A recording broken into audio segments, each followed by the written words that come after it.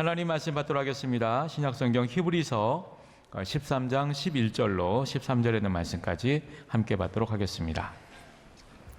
하나님의 말씀 신약성경 히브리서 13장 11절로 13절의 말씀 함께 받도록 하겠습니다.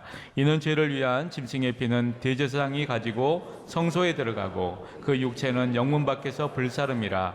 그러므로 예수도 자기 피로서 백성을 거룩하게 하려고 성문 밖에서 고난을 받으셨느니라. 그런즉 우리도 그의 치욕을 짊어지고 영문 밖으로 그에게 나아가자. 아멘. 이 시간 호산나 찬양대가 하나님께 찬양 드리신 후에 다임쌤 나오셔서 영문 밖에서 생명을 찾으라 라는 제목으로 생명의 말씀 주시겠습니다.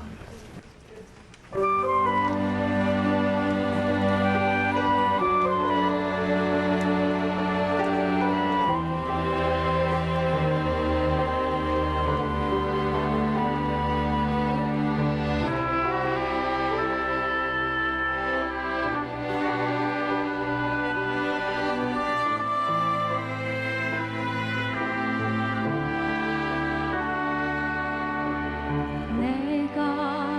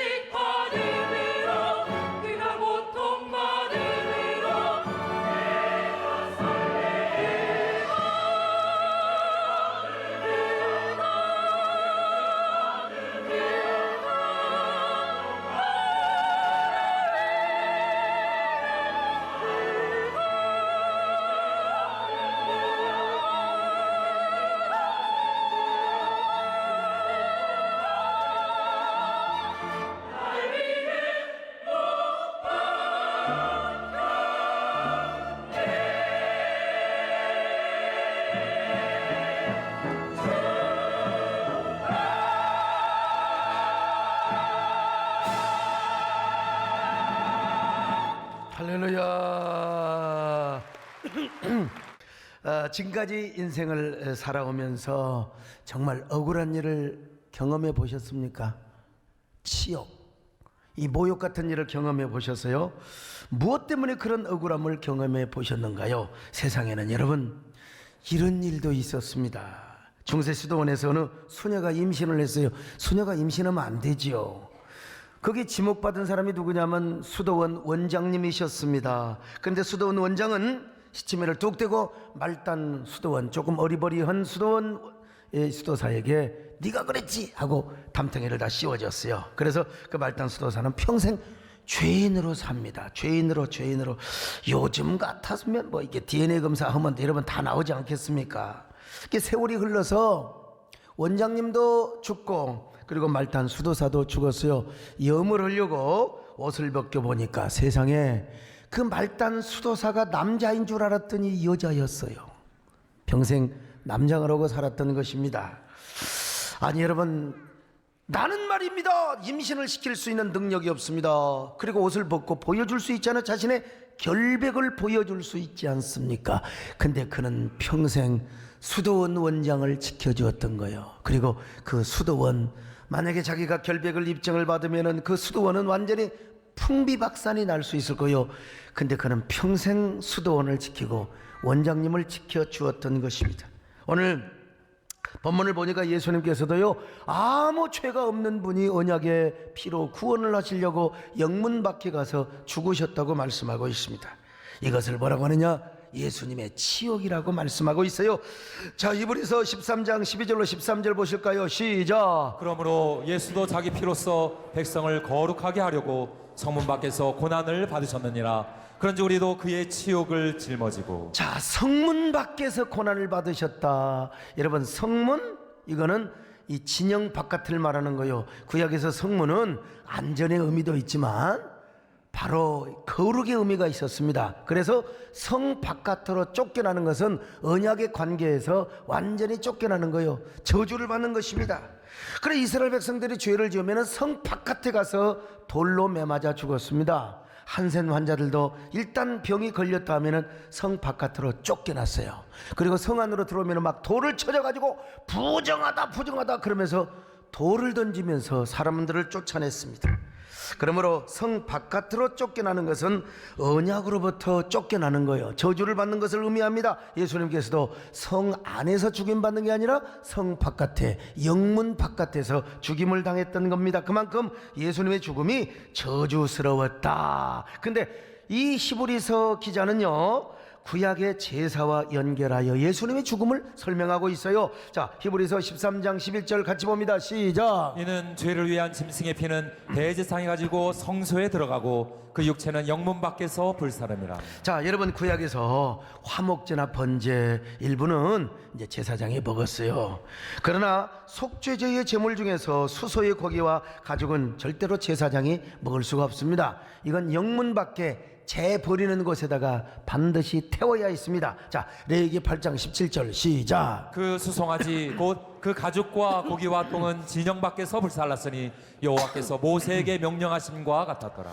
자, 왜 그랬을까요? 학자들은 설명합니다. 이 속죄제의 고기 속에 백성들의 죄가 전가가 되어 있다. 백성들의 죄 때문에 이 고기가 오염이 되어 있다는 것입니다. 그래서 이거 못 먹어. 저기 영문 밖 재 버리는 곳에다가 이걸 바로 태워 버리라고 했습니다. 그래서 예수님께서도 저 영문 밖에서 우리의 속죄 제물이 되어서 바로 그곳에 가서 죽으셨던 것입니다. 이곳이 어디냐? 골고다 언덕입니다. 먼저 로마 군병들은 예수님을 빨가벗기고 채찍질을 하십니다. 예수님이 맞으신 채찍에는 이 가죽끈이란 말이요. 그리고 거기에 납덩어리가 달려 있어가지고 그냥 공중을 한 바퀴 휙 돌면서 예수님을 때리면 그냥 살점이 으그덕하고 찢겨졌어요. 만신창이가 됩니다. 게다가 예수님을 더 모욕하고 조롱하기 위하여 막 가시멜 유관을 만들어서 예수님 이마에다가 팍 씌우니까 이마가 상해서 피가 철철철 흐른다 이 말이죠.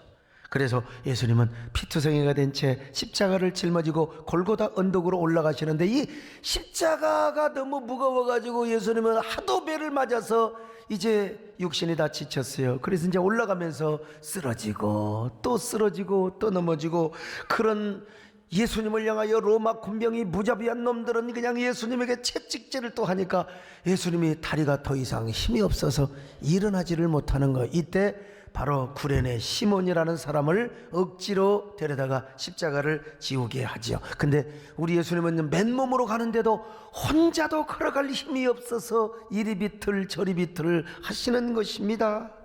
자, 마태복음 27장 32절 한번 보실까요? 시작. 나가다가 시몬이란 구레네 사람을 만나매 그에게 예수의 십자가를 억지로 지워가게 하였더라. 여러분, 억지로, 여러분, 우리 교회 창립 30주년을 맞아서 예수님이 걸어가셨던 그 길을 우리도 한번 걸어갔는데 바로 비아 돌로로사의 길이라고 합니다. 그냥 올라가지 않고 십자가를 지고 올라갔습니다. 눈물을 강처럼 흘리는 순간이었습니다. 예수님께서 그렇게 골고다 언덕에 도착하시자 마침내 예수님이 십자가에 죽으신 것입니다. 여러분, 십자가에. 제가 우리 교인들과 함께 이제 예수님이 십자가에서 죽으신 곳에 갔을 때 그 장소에서 무릎을 꿇고 눈물을 흘립니다.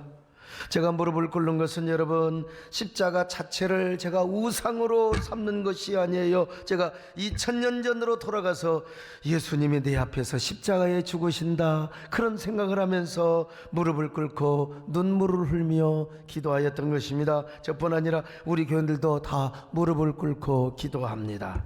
여러분, 저 모습을 보면은 저 영상만 봐도 가슴이 저려 와야 됩니다. 바로 저곳에서 예수님이 십자가에 달려 돌아가셨거든요. 그리고 모든 물과 피를 다 쏟아내셨습니다. 그때 성경에 보면 뭐라고 그러냐, 바위가 터지고 깨졌다고 말씀하고 있어요. 마태복음 27장 51절 같이 봅니다. 시작. 이에 성소의장이 위로부터 아래까지 찢어져 둘이 되고 땅이 진동하며 바위가 터지고. 여러분, 유대인의 전설에 의하면요, 예수님의 핏방울이 저 바위 틈으로 계속 흘러내렸다는 것입니다. 중요한 것은 이곳에 아담의 무덤이 있었다는 겁니다. 이 교회 전통에 의하면, 유대인의 전설에 의하면은 바로 예수님이 십자가에 죽으셨는데 그 밑에 아담의 무덤이 있었다는 거예요. 그리고 갈라진 바위의 틈을 통하여 예수님의 피가 줄줄 흘러내렸다는 것입니다. 무슨 말입니까? 여러분, 예수 믿지 않는 히브리 대학의 교수도 이걸 설명해 줬는데요. 무슨 말이냐? 예수님의 피가 그 아래로 떨어졌다는 것은 아담의 무덤이 있었다고 하잖아요. 아담의 원죄까지, 우리 예수님은 우리의 자범죄뿐만 아니라 아담의 원죄까지 다 속죄를 하고 전부 다 덮어 주었다는 이야기입니다. 여러분, 히브리 대학교 교수의 이야기를 한번 들어보실까요? According to tradition, yes, this is the chapel. The Christians adopted the view that Mount Moriah is in the rock of Golgotha, and attributed this chapel to Adam. Yes. So, and you see the continuation of the crack in this window. Yes, this is the same crack that we encountered at the top of the rock of Golgotha, of the chapel of Golgotha. 자, 여러분요, 그래서 고고학자들이 그 유대 전설을 따라서 바위를 파봤어요. 저 밑에를 파보니까 진짜 예수님의 핏자국이 발견이 되었다는 것입니다. 그래서 이것은 바로 예수님의 피가 인간의 모든 원죄를 용서해 주었다는 교훈을 우리 모두가 지금 삼고 있는 것입니다. 여러분, 그렇습니다. 우리의 죄를 용서해 주는 능력은 예수님의 피밖에 없습니다.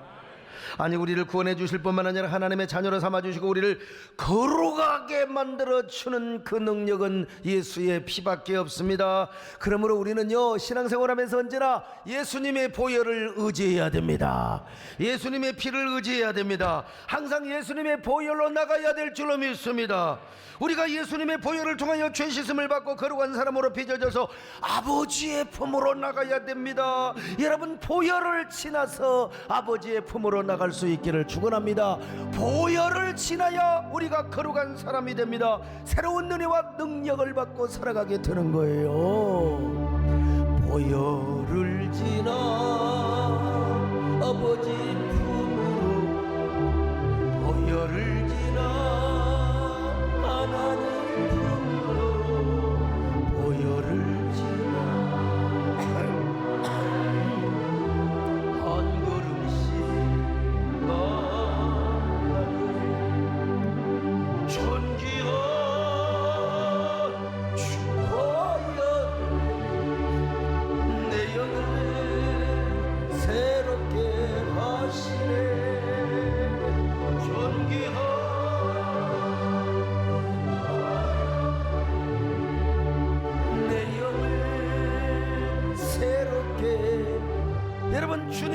하늘이 여러분의 영을 새롭게 하시기를 바랍니다. 존귀한 주보여 내 영을 새롭게 하시네. 존귀한 주보여 내 영을 새롭게 하네. 근데 이 모든 보혈을 흘리신 곳이 어디냐? 성문 밖, 영문 밖이라는 거예요. 이 영문 밖에서 주님이 고난의 치욕을 당하셔서 우리가 Amazing Grace, 어처구니 없는 은혜를 우리가 지금 누리고 있는 것입니다. 여러분, 이게 하나님 편에서 볼 때는 어마어마한 우리를 향한 사랑이요, 예수님 자신에게는 치욕이었지만 그러나 우리를 향해서는 뭐요? 이게 바로 하나님의 끝없는 사랑이요, 감동적인 사랑이라는 것입니다. 그래서 요한복음 3장 16절은 뭐라고 말씀합니까?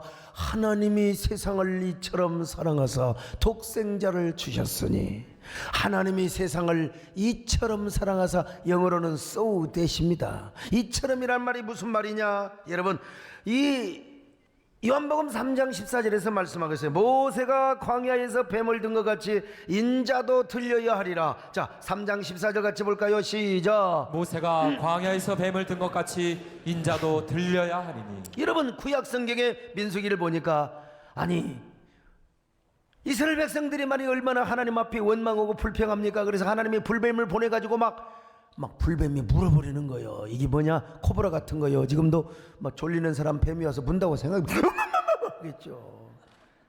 예? 불뱀이 와서 물어버렸어요. 그래갖고 이제 다 죽잖아요. 그러니까 또 하나님을 원망하고 있네. 복 없는 사람은 끝까지 원망합니다. 그런데 하나님이 은혜를 베풀어 주셔서요, 모세에게 야, 놋뱀을 만들어라. 그래갖고 이제 놋뱀을 장대에다가 딱 세워놔요. 이걸 쳐다보면 산다, 이걸 쳐다보면 살리라. 여러분, 복 있는 사람은 믿어지게 되는 거예요. 여러분, 믿으시기를 바랍니다. 복 없는 사람은 끝까지 뭘 그걸 쳐다본다고 우리가 뭐 낫기는 뭘 나자 그러고 이제 죽어버려. 근데 복 있는 사람은요, 쳐다보는 겁니다. 쳐다보는 거요. 그 불뱀, 놋뱀의 모습을 쳐다봐요. 그래서 산 거요. 그런 것처럼 우리 예수님도 놋뱀처럼 달려야 하리라. 그러니까 무슨 말입니까? 우리 예수님이 십자가에 죽는 그 모습은 뭐냐? 놋뱀이 되어서 달린 거요. 그러니까 여러분, 얼마나 치욕스러운 죽음입니까? 아니, 예수님이 뱀의 얼굴로 돌아가신 거예요. 한마디로 말해서 뱀의 얼굴로, 예수님의 뱀의 모습으로 여러분 지금 죽는 거예요. 그러니까 치욕이지요. 근데 예수님은 뱀의 모습으로 죽으셨지만 행복하게 죽으셨다는 사실을 아셔야, 그래서 우리가 예수님 짜리가 되었는데요.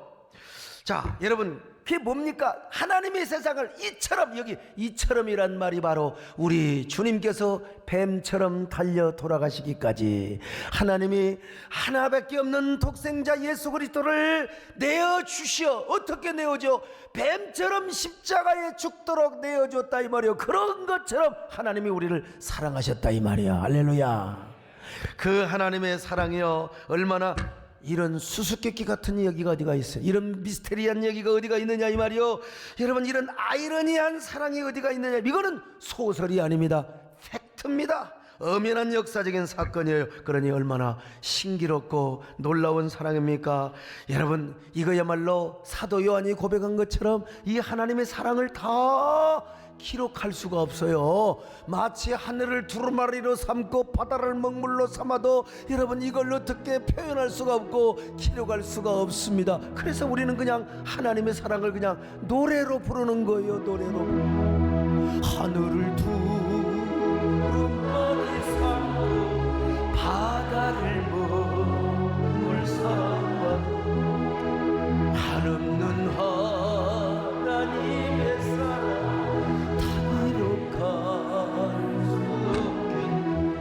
하나님의 그 신선 그지로 저 하늘로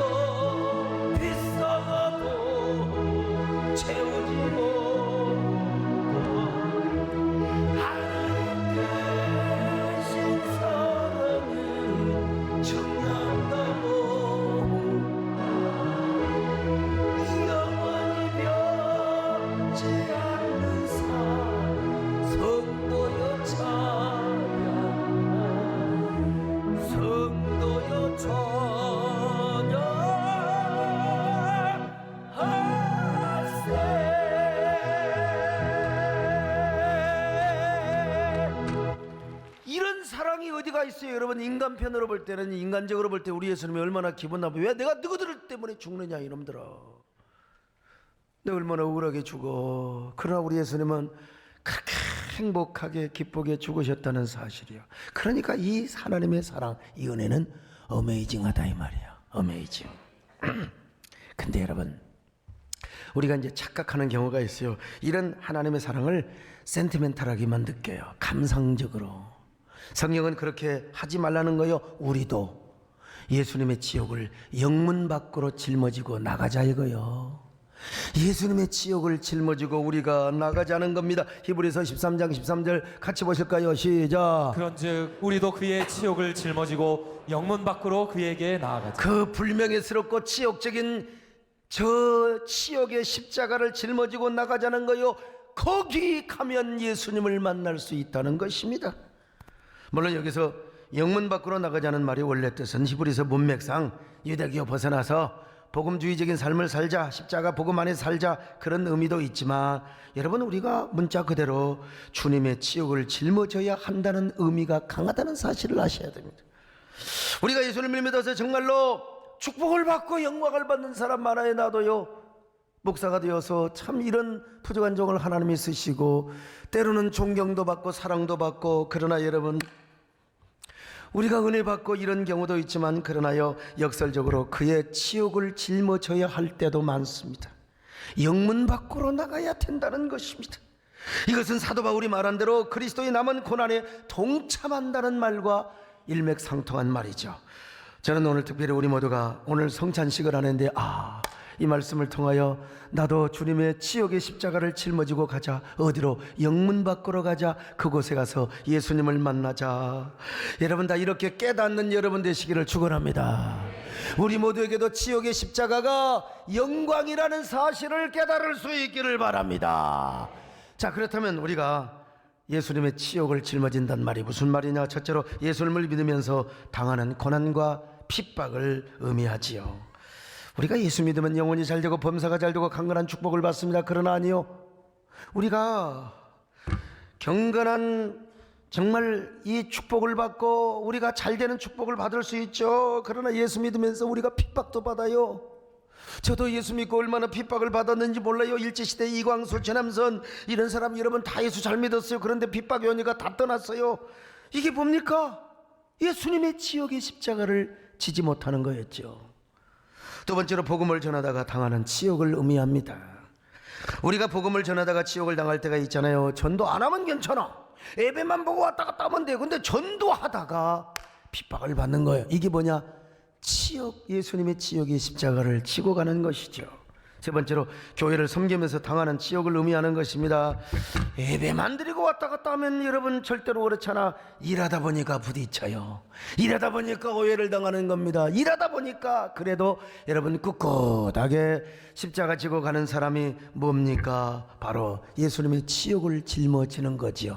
그걸 못 참고 동네방네에 나발 불고 다니는 건 이건 천박한 신앙생활일 수밖에 없는 거예요. 마지막 네 번째가 중요하죠. 몸된 교회의 치욕을 스스로 짊어지는 것을 의미합니다. 주님의 몸된 교회가 영광스럽죠. 교회보다 영광스러운 것이 어디가 있어요? 그러나 교회도 인간이 모인 곳이기 때문에 불완전해요. 불완전하다 보니까 허물과 실수가 있을 수 있습니다. 죄와 부정이 틈탈 수가 있어요. 그래서 이것이 세상 앞에 보여 교회의 치욕거리로 드러납니다. 그렇게 되면 세상은 도덕적이고 윤리적인 시각으로 아마 교회를 막 그냥 공격합니다. 작살내는 거예요, 그냥. 근데 중요한 건 뭐냐? 교회를 다니는 사람까지도 자기 윤리와 자기 도덕성에 빠져서 막 교회를 같이 흉보고 공격하는 요 트렌드에 편성을 해버리고 맙니다. 그래서 항상 자신의 선악과정 마인드로 함처럼 다니면서 그냥 목회자를 까발리고 교회를 까발리고 다니면서 교회의 치욕을 의도적으로 그냥 갖다가 까발리고 다니는 사람이 천박한 신앙생활이죠. 그러나 오늘 본문은 예수 그리스도의 치역을 짊어지고 영문 밖으로 나가자는 겁니다. 혹시라도 교회가 부족한 점이 있고 몸된 교회가 오염된 부분이 있어도 이거는 내부에 스스로 개혁을 하는 건 좋아요. 그런데 그거 하기 전에 내가 그 오염과 모든 부정을 십자가를 짊어지고 내가 그냥 묵묵하게 어디로 가요? 저 채버리는 곳에 가서 그곳에 가서 태워버리라는 거예요. 내가 속죄의 죄물이 되어서 그 오염되고 부정한 것을 들고 가가지고 그 죄 버리는 곳에서 태워버리라 이 말입니다. 여러분, 이게 뭐요? 영문 밖으로 가는 것입니다. 여러분 모두 다 속죄의 제물이 되시기를 축원합니다. 내가 속죄 제물이 되면 뭘 까발리고 말고 뭐가 있겠어요? 그냥 치역의 십자가를 들고 입 다물고 그냥 여러분들이 어디 가는 거예요? 사명의 길을 가는 겁니다. 주여 깨닫게 하여 주옵소서. 우리 모두 이런 성도들이 되게 하여 주시옵소서. 아멘. 예수님의 십자가 이제는 나도 지고 이 생명 다 바쳐서 주님을 따르리라. 칼보리 십자가에 주님을 바라볼 때 하나님 크신 사랑 너무나 고마워라. 예수님의 십자가 이제는 나도 지고 이 생명 다 바쳐서 주님을 따르리라. 요즘은 막 대형교회 문제가 터질 때마다 나도 막 가슴이 조마조마합니다. 여러분, 저도 똑같은 인간입니다. 저라고 어찌 선하게 마인드가 없고 도덕적 윤리성 이런 것이 왜 없겠습니까? 제 안에 있는 도덕성과 윤리성이 막 폭발해요. 아이, 꼭 이렇게 해야 되나? 진짜 우리가 우리에게 진짜 이 빌미를 주네. 아니, 뭐 꼭 세습을 해야 돼. 세습하는 교회를 뭐 부작교회라고 하는데, 저 우리 아들이 이제 우리 교회를 맡으면 이제 세된 부작교회 이제 되는 거죠. 부작교회, Father and Son. 근데 나도 여러분 그런 마음이 왜 없겠어요? 솔직히 아이, 교회를 지키고 허물어지지 않도록 하기 위하여. 왜? 이거 딴 사람이 와가지고 또라이지 돼버리면 교회 완전히 깨지거든. 그래서 그 교회를 지키기 위해서 뭐 세습을 한다. 난 여러분, 내가 또 이해도 되지만 또 이 하나님의 절대 주권을 믿고 그냥 다른 사람 데려오지 뭐 그 사람들이 뭐 또 딴 데 간다고 다 다른 교회 가는 거지. 나도 여러분 그런 교회 비판하고 싶은 마음이 생길 때가 있어요. 나도 똑같은데 여러분요. 그리고 목회자 한 사람 때문에 아니 뭐 중이 절 보기 싫으면 자기랑 하면 된다고 했잖아요. 그러니까 하나님의 절대 주권을 믿고 뭐 내가 아니면 뭐 다른 사람을 통해서 교회 이끌어가는 건지, 목회자 한 명이 그냥 사라지면 되는 걸 왜 그렇게 그냥 그 자리를 고소하려고 그냥 싸우고 그냥 요란뻑쩍 그냥 떠들썩하게 해가지고. 나도 여러분 제 안에 그런 생각이 왜 없겠습니까? 저도 다 있지요. 이런 말 있잖아요. 아사 교회생이라 내가 죽으면 교회가 살아.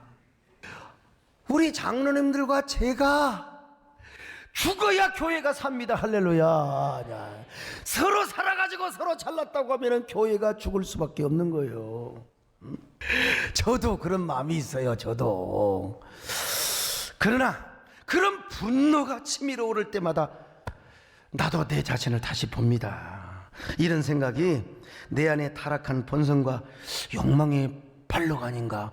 내가 혹시라도 저 사람과 경쟁을 하고 질투를 하고 있는 것은 아닌가? 나도 내 윤리와 도덕적인 시각으로 선악과를 따는 것은 아닌가? 그러면서 제가 생명이 되는 쪽을 선택합니다. 나도 비판하고 싶고 나도 여러분 공격하고 싶지만, 그러나 나 자신을 돌아보는 거예요. 지난주에 그 우리 이성희 변호사님이 오셔서 간증을 하셨어요. 그분은 기도하고 마귀 때려잡고 귀신 때려잡는 변호사요. 그러니까 막 어느 큰 교회 여기저기서 저기서 교회 분란이 일어나면은 양쪽에서 서로 온대요. 저 마귀 좀 때려잡아 달라고. 그래서 양쪽에서 자기를 선입해 달라고. 양쪽에서 오면 절대로 자기는 선임을 아는데 돈을 아무리 많이 줘도요. 이제 물어본답니다. 교회 반대파에서 와가지고, 변호사님, 우리 쪽이 하나님이 우리 쪽에 손을 들어주겠습니까? 아니면 저쪽에 손을 들어주겠습니까? 어느 쪽이 옳습니까? 그러면 변호사님이 이렇게 이야기를 했는데, 아무리 도덕적으로 깨끗하고 법률적으로 옳은 것 같아도 하나님이 함께하지 않고, 하나님의 기적이 역사하지 않고, 거기에 성령의 역사, 생명의 역사가 나타나지 않는 것은 하나님 편이 아닙니다. 나는 그쪽에 손을 들어줍니다. 어느 쪽에 생명의 역사가 나타나고, 복음의 역사가 나타나고, 능력의 역사가 나타나고, 기적의 역사가 나타나고, 은혜의 역사가 나타나고, 여러분들에게 이런 은혜의 역사가 나타나시기를 축원합니다. 기적의 역사가 나타나시기를 바랍니다. 저도 여러분 그분에게 놀라운 걸 깨닫고 이미 저는 그런 삶을 실천해 오고 있지만요, 먼저 제 안에서 생명이 되는 쪽을 선택합니다. 뭐 어느 쪽이 옳고 어느 쪽이 그러고, 물론 그것도 중요하죠. 그런데 내 마음에 감동이 오고, 또 이성희 변호사님이 말씀 맞다나 도덕적으로 좀 흠이 있고 절차에 있어서 약간의 약점이 있다 하더라도 거기에 하나님이 함께 하시는가, 하나님이 능력으로 역사해 주시는가, 하나님이 기적을 베풀어 주시는가, 생명의 역사가 과연 나타나고 있는가, 나는 그쪽에, 하나님이 그쪽에서 역사하시니까 나도 그쪽으로 따라가고 있다 이 말이요. 왜? 담임 목사, 특별히 생명나무를 강조하는 사람이 당연히 여러분 그렇게 할 수밖에 없는 것이죠. 그렇게 제가 이제 글도 쓰고 말도 하고, 그럼 당연히 제가 비판을 받아요. 소강석에는 말이야 도덕의식도 없고 법의식도 없고 말이죠. 그냥 어떨 때는요, 아예 그냥 비판을 하는 게 아니라 벌떼처럼 달라들어서 저의 인격을 살인을 합니다. 여러분, 당연히 그것이 저에게 뭐가 될게요? 치욕이 되고 모욕이 되고 수치가 될 수 있지요. 특별히 제가 이 반기독교 정서와 싸우고, 또 우리 한국교회를 보호하기 위해서 전면에 제가 이제 일할 때가 있잖아요. 진짜 저의 이름에 너무 먹칠을 합니다. 똥칠을 해요. 그래도 저는 하나님의 말씀을 믿습니다. 왜냐하면 거기에 오히려 생명의 역사가 나타나거든요. 오늘 이 말씀 그냥 읽지 마세요. 배에다 힘을 주고 읽으셔야 돼요. 자, 고린도후서 4장 10절입니다. 시작. 우리가 항상 예수의 죽음을 몸에 짊어짐은 예수의 생명이 또한 우리 몸에 나타나게 하려 함이라. 여러분, 예수의 죽음을 몸에 짊어진다, 이거 뭐요? 예수님의 치욕의 십자가를 진단 말과 똑같은 말이요. 그러면 내 몸에서 뭐가 나타나요? 생명의 역사가 나타납니다. 할렐루야. 기적의 역사가 나타납니다. 부활의 역사가 나타납니다. 축복의 역사가 나타납니다. 영광의 역사가 나타납니다. 이 역설적인 말씀을 여러분이 믿으시기를 바랍니다. 여러분이 깨달으시기를 바랍니다. 그래서 저는 사람의 시각으로 보려고 하지 않습니다. 아유, 진짜 어떨 때 보면 나도 구역질 나요. 그래서 기사만 보고 제가 하려고 하지 않고, 그 기사를 보면서 하나님께서 내 마음에 감동을 주고, 또 이 사람 저 사람에게 물어봐요. 그래서 내가 절대로 선악적으로 판단하지 않고 성령의 감동이 되고 생명이 되는 쪽을 제가 선택을 하는 거예요. 생명이 되는 쪽으로 선택을 함으로써 내가 어떠한 불명예와 치욕을 얻는다 하더라도 나는 끝까지 생명을 선택합니다. 복음이 되는 쪽을 선택해요. 그러면서 제가 십자가를 짊어지고, 어떤 십자가? 치욕의 십자가를 짊어지고 영문 밖으로 가는 거예요. 영문 밖으로. 이것이 저의 신앙생활에 있어서 죽어도 흔들릴 수 없는 신앙의 지표요, 표지입니다. 왜냐하면 여러분, 예수 그리스도의 이름으로 치욕을 당하면 복이 있다고 말씀하고 있습니다. 치욕의 십자가를 지고 나가는 자에게 오히려 하나님의 영광의 영이 함께 하시리라. 할렐루야. 내 말 아니에요. 이것도 여러분 배에다 힘을 주고 한번 읽어봐요. 자, 베드로전서 4장 13절로 14절 같이 봅니다. 시작. 오히려 너희가 그리스도의 고난에 참여하는 것으로 즐거워하라. 너희가 그리스도의 이름으로 치욕을 당하면 복 있는 자로다. 영광의 영 곧 하나님의 영이 너희 위에 계시며. 사랑하는 여러분이 이 진리를 깨달으시기를 바랍니다. 역설적 진리를 붙잡으시기를 바랍니다. 주님의 몸된 교회를 섬기면서 주님을 사랑하면서 당할 치욕이 있거든 기쁨으로 당하시기를 바랍니다. 그리고 행여라도 교회가 불합리하고 부조리한 부분이 혹시 있더라도 그거 까발리기 이전에 여러분 그거 합주기가 되어가지고 어디로 가요? 영문 밖으로 가세요. 영문 밖으로. 그러면 영문 밖으로 가서 이 모든 것들을 다 태워버려. 부조리한 부분 다 태워버려. 내가 속죄 제물이 되면서. 그러면 하나님께서 영광의 역사로 함께 하신다는 거예요. 할렐루야. 영광의 영이 함께 하신다는 겁니다. 생명의 역사가 나타납니다. 영광의 역사가 나타납니다. 여러분, 이제는 더 큰 생명은 교회 안보다, 물론 교회 안에도 영문 밖에 있을 수 있죠. 여러분, 영문 밖에 진정한 생명이 있습니다. 영문 밖에 가서 더 큰 생명을 찾으시기를 바랍니다. 더 큰 영광을 찾으시기를 바랍니다. 그래서 제가 가끔 그래요. 우리 아들도 우리 집사람도 그러고 우리 권사님까지도 그래요. 뭐 어떻게 그런 일을 해가지고 이렇게 욕을 먹는가? 여러분, 우리는요 주님의 살아계심을 믿습니다. 믿으니까 하는 거예요. 그 대신 하나님께서 저에게 10배, 20배, 100배로 보상해 주시고 갚아주시는 것을 경험합니다. 여러분, 오늘 성찬식을 통하여 이 깊은 진리를 깨닫고 승리하는 여러분 되시기를 바랍니다. 하나님 아버지 고맙습니다. 감사합니다. 우리 모두 치욕을 짊어지고 십자가의 치욕을 짊어지고 영문 밖으로 갈 수 있는 성숙한 역설적 그리스도인들이 되게 하여 주옵소서. 하나님이 보상하여 주실 줄로 믿습니다. 죽어도 흔들림이 없는 이 말씀이 우리의 표지가 되게 하여 주시옵소서.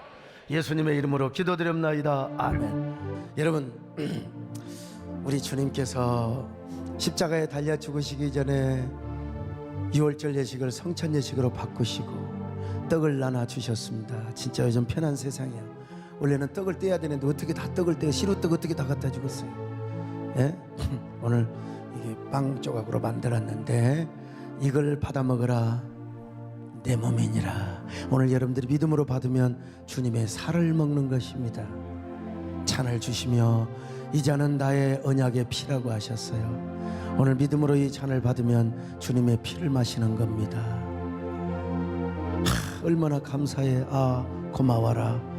오늘도 이 떡을 뜯고 또 잔을 마시는 자는 그냥 은혜만 받는 게 아니라 이제 치욕의 십자가를 지고, 한국 교인들이 다 이러면 얼마나 좋겠습니까?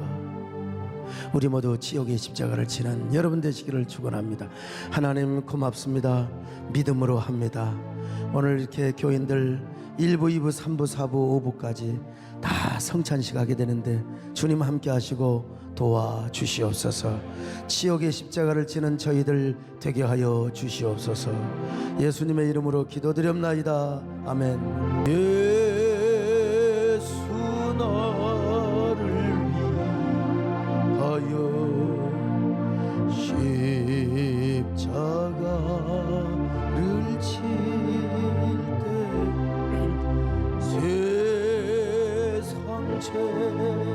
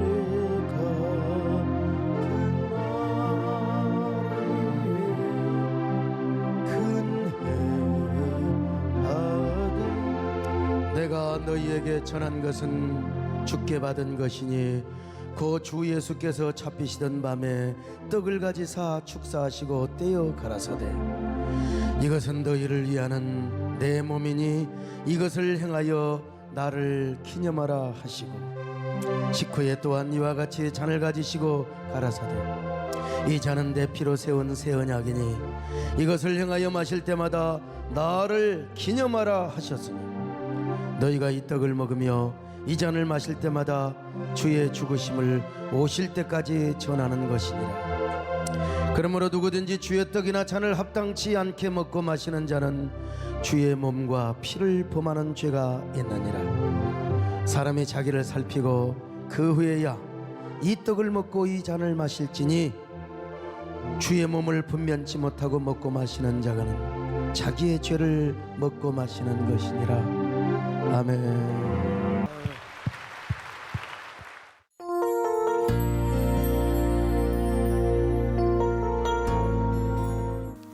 안녕하세요.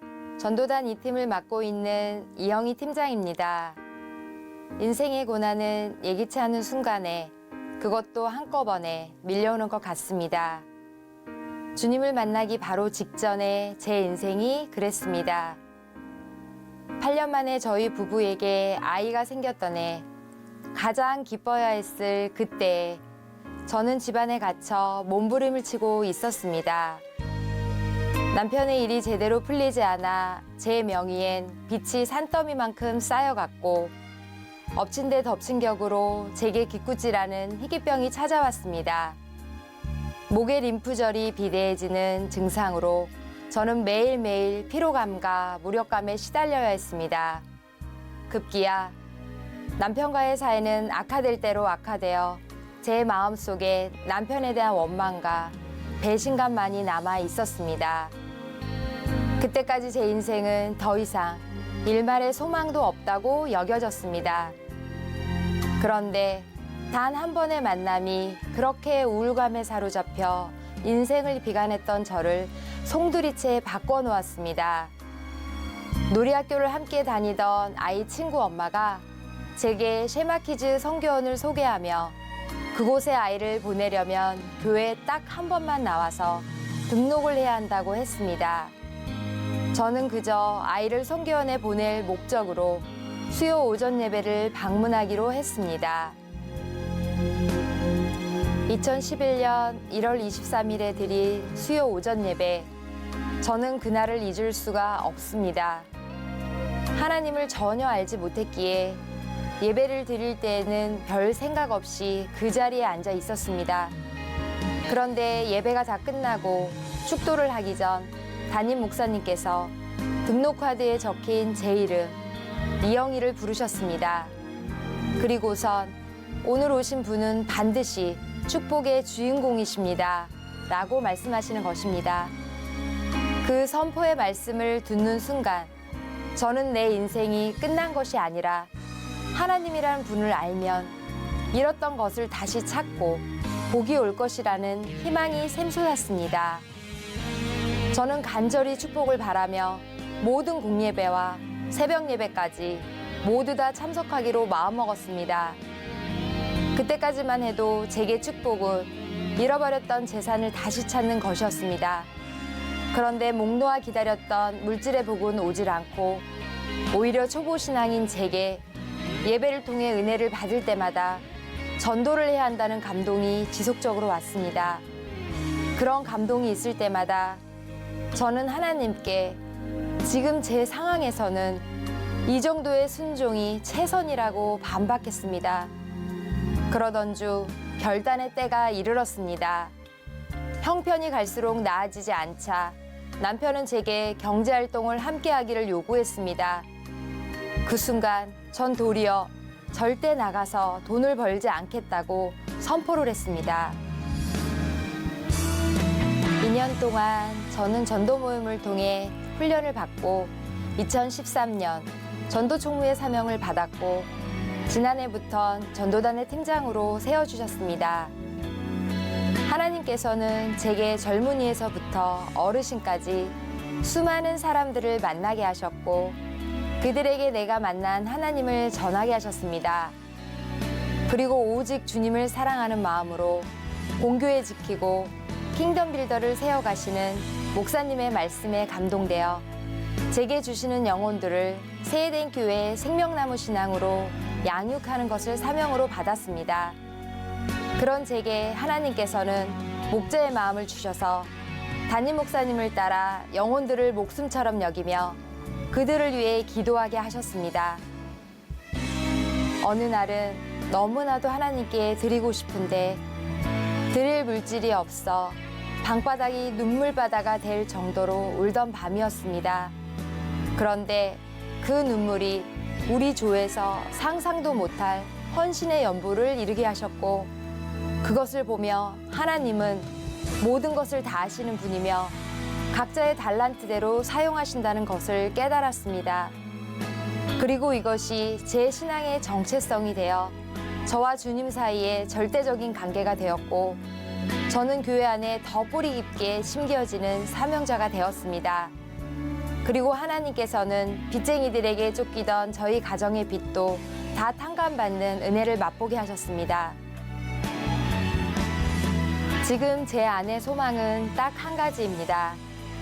주님을 모르는 영혼들이 저처럼 인생을 송두리째 바꿀 특별한 단 한 번의 만남을 경험할 수 있도록 가서 전하고, 보이는 헛된 물질과 세상의 우상을 버리고 오직 주님만을 사모하는 자로 변화받는 것입니다.